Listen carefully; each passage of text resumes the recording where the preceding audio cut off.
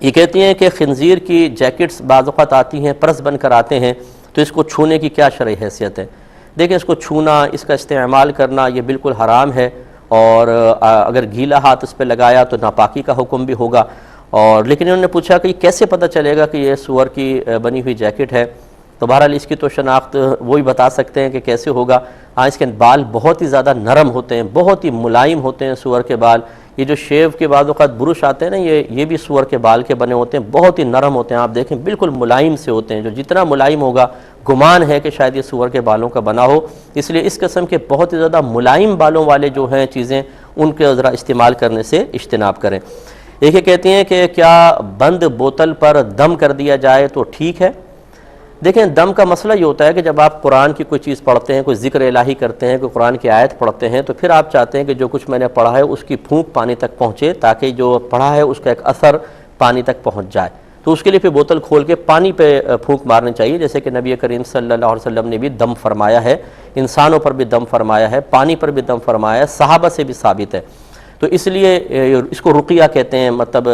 عرب کے اندر، کہ سرکار نے باقاعدہ دم کیا ہے۔ تو اس طرح بوتل کھول کے کرنی چاہیے، لیکن بہرحال شفا دینے والی ذات اللہ کی ہے، اثر دینے والا اللہ تعالیٰ ہے، آپ اور میں نہیں۔ اگر کسی کا یہ ہے نظریہ کہ میں بند بوتل پر بھی پھونک مار دوں گا تو اللہ تبارک و تعالیٰ اثر پیدا کرنے والا ہے، تو وہ پیدا کر دے گا، تو ہو سکتا ہے کہ اللہ تعالیٰ اس کے حسن ظن کے علاج فرما کر وہ اثر اور تاثیر وہاں تک پہنچا دے۔ بوتل کوئی اللہ تعالیٰ کی تصرفات اور قدرت کو روکنے والی تو نہیں ہے، اس لیے یہ صحیح ہے۔ لیکن اکابرین کا جو طریقہ ہے وہ یہی ہے کہ پانی کے اوپر دم کیا گیا ہے، تو بوتل کھول کر دم کی جائے تو بہتر ہے۔ اسی طرح انہوں نے کہا کہ بعض پیر حضرات کو جب کہا جاتا ہے جی مریض ہے کوئی، تو وہ کہتے ہیں کہ اگر مریض آ نہیں سکتا تو اس کی تصویر آپ ہمیں دے دیں، ہم تصویر پہ دم کر دیں گے تو یہ ہو جائے گا۔ یہاں بھی وہی بات ہے کہ شریعت میں تو اس کی کوئی نظیر ایسی موجود نہیں ہے۔ میرے آقا صلی اللہ علیہ وسلم نے یا صحابہ کرام نے یا جو ہمارے اکابرین نے، ان سے جو دم ثابت ہے وہ باقاعدہ جسم کے اوپر دم کرنا ثابت ہے، جیسے کسی پیشانی پہ دم کر دیا، سینے پہ دم کر دیا، یہی صحیح ہے۔ اب وہ اگر کوئی یہ کہتا ہے کہ چلیں جی تصویر میرے سامنے آئے تو میں اللہ تعالیٰ پر بھروسہ کر کے، حسن ظن قائم کر کے کہ میں صرف تصویر پہ پھونک ماروں اور اللہ تعالیٰ اس مریض کو شفا دے دے،